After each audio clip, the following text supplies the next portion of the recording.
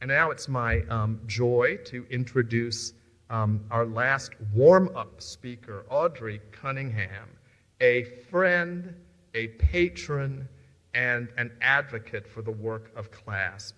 Audra, where are you? Please come forward. Welcome us to your home officially, and thank you for your support of CLASP.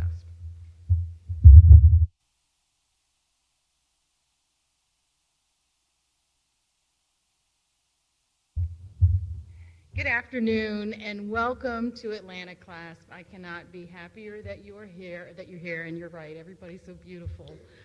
My name is Audra Cunningham. I'm with Physicians Realty Trust, and I am standing before you today as a big supporter of the Center for Law and Social Policy. It is my humble privilege to welcome you as we are here to recognize the Center for Law and Social Policy's 50th anniversary. As I ponder CLASP's 50 years of awe-inspiring advocacy, I began to think of the inequities, discrimination, oppression, and predatory practices that have confronted poor people and underserved communities over the past 50 years. As I consider the social challenges and injustices of that 50-year period, it provided me with the context and greater appreciation for the purposeful, essential, life-changing work that CLASP has engaged in since the organization's inception. What does CLASP do that is unique?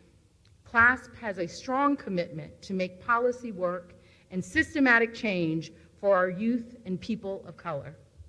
As a donor, it's nice to see things that have such an incredible impact, and CLASP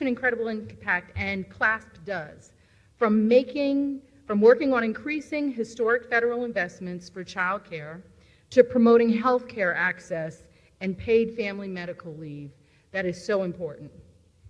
They also focus on not just current threats, but offer vision for what is equitable society should be. Real value add for everything I believe in. They understand Washington and they understand our local communities.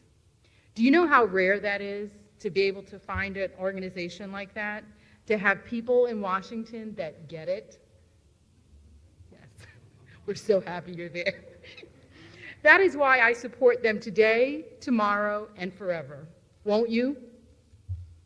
As we celebrate the extraordinary work CLASP has done, giving voice to those who are all too often overlooked and marginalized by the forces of hypercapitalism, materialism, and racism. Notwithstanding the proud accomplishments of the past 50 years, CLASP work is far from over and more critical than ever. Evidence that occurred just this week with the current federal administration's continued efforts to dismantle the Consumer Financial Protection Bureau, which was expressly created to protect Americans, dare I say, poor Americans, from predatory lending. As I take my seat this afternoon, I offer the words of Dr. Martin Luther King Jr. that were written 56 years ago on this very day, April 16th, in 1963.